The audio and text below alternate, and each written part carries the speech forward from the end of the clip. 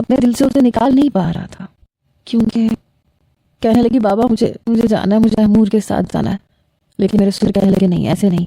اگر یہ واقعی تمہیں لے کے جانا چاہتا ہے تو پہلے میرے سامنے یہ وعدہ کرے گا کہ آئندہ تمہیں چھوڑنے کی بات نہیں کرے گا. میں نے کہا میں نہیں چھوڑوں گا، پلیز اس کو میرے ساتھ بھیج دیں. پتہ نہیں میں کیوں اسے واپس لے آیا. گاڑی میں نے اسے کوئی بات نہیں کی، وہ بھی خاموش رہی. جب گھر پہ آیا تو اسے دیکھ کے میری والدہ کے ماتھے پہ بل پڑے. البتہ حمزہ ضرور خوش نظر آ رہا تھا.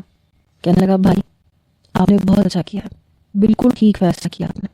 میری والدہ کہنے لگی کیوں لائے اس کو واپس؟ میں نے کہا اس لیے کیونکہ یہ میری بیوی ہے اور میں چاہ کے بھی اسے چھوڑ نہیں سکتا.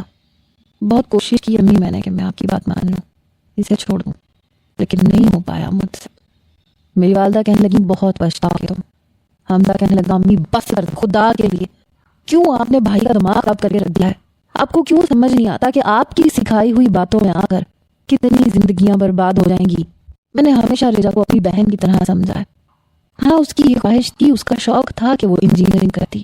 سب سے بڑی غلطی اس کے والدین نے کی جو اپنی بیٹی کی اس خواہش کو اسے پشت ڈال کے کم عمری میں اس کی شادی کر دی. دوسری غلطی آپ کی تھی امی.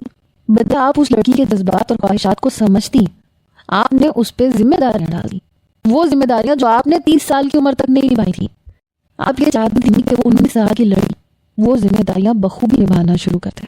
مجھے نہیں یاد آپ نے کبھی ہمارے لیے ہماری پسند کا کھانا بنایا ہو یا اپنے ہاتھوں سے ہمیں کھلایا ہو. ہمیشہ باورچن سے پکواتی تھیں آپ.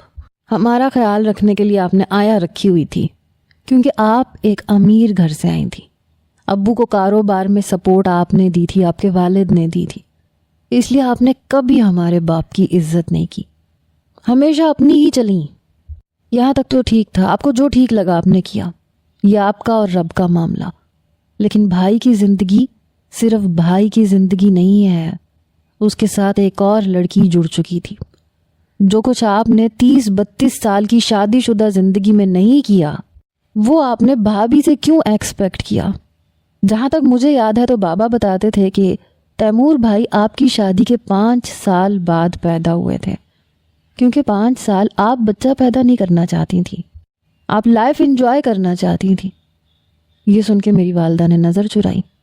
وہ کہنے لگا جب آپ لائف انجوائے کرنے کے چکر میں 5 سال بچہ پیدا نہیں کرنا چاہتی تھیں تو پھر بھابھی تو پھر کچھ بننا چاہ رہی تھیں، کچھ کرنا چاہ رہی تھیں.